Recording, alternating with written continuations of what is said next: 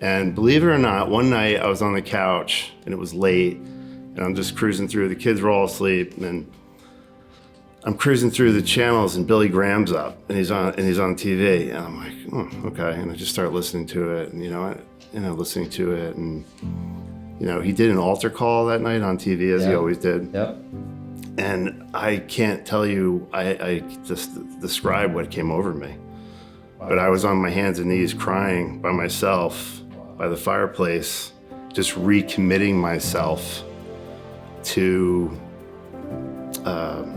the faith.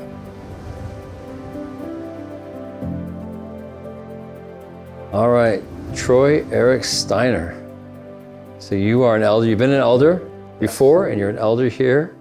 And you and your wife have been involved in all kinds of ministry and have had a ministry passion since I've known you for a lot of years. Yeah. Helping families, folks who are between homes. Now, do you remember a time when you weren't a believer, or did you grow up in the church and kind of always had faith? Because I know that's some people. Yeah, I mean, I think about this a lot, and I was very fortunate to have grandparents who were all believers. Yeah. And so, hence, their children they became believers. My mother and my father, when they met at a Christian camp, and they were, I think I went through a difficult childhood. My mother was tragically killed when I was 6 months old, and it was very hard. It was very hard on my dad, but he stayed committed. Got through some really difficult years there, very difficult. And we were always active in our church. He was very good with relationships and building relationships in the family. So we had people around us, surrounding us, that were believers, and they were always with us. But at a very young age, I would have, my father prayed the sinner's prayer with me. Right. Getting out of high school and going into college, that was hands down where I stepped away. He's like, don't forget who you are. And I remember him telling me that, but I knew who I was. I know Jesus. I know what he did for me on the cross, but I wanted to go and just do what I wanted to do. I didn't walk away from my belief, but I walked away from the life? From the life of, yes, 100%. Wow. 100%. So that's probably a lot of people. They grow up in the church, they have that solid knowledge of God for many years. You had to come back. Do you remember, what was it what kicked in? Do you have a memory? Hey, I'm going to come back. I'm done with this. Yeah. I don't remember when it was. It was probably in the early to mid 2000s. Kids were young. And ironically, my grandmother was very good friends with Billy Graham. Oh, wow. They would write notes to each other. It was obviously very platonic or whatever. You're right. Yeah. But that's the way they communicated. It wasn't email back then. Yeah.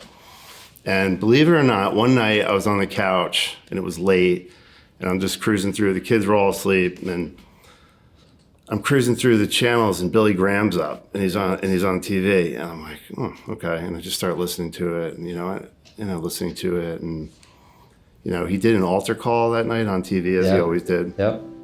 And I can't tell you, I just describe what came over me. But I was on my hands and knees crying by myself by the fireplace, just recommitting myself to the faith and my, resurrendering. Right. I knew what it was. I knew what it is to surrender. I know what transformation is, but that was probably part of the sanctification for me, I think, also. Yeah. Just growing and really understanding that I had to be reeled back in, so to speak, in layman's terms. Yeah. And there was clearly a tug on me, and that was the Holy Spirit. I think listening to the lie before that, the guilt, that stuff's tough. And if you go down that rabbit hole, it can be very difficult. And you have to as a believer, Christ went to the cross and took all that. You lay that at the cross.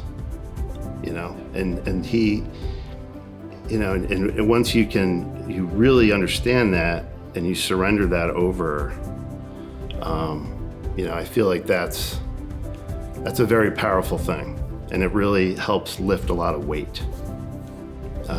And I needed that. It's a cool testimony to the faithfulness of God in your life, because he never let go of you, even as you're saying, you had a time where you were letting go of.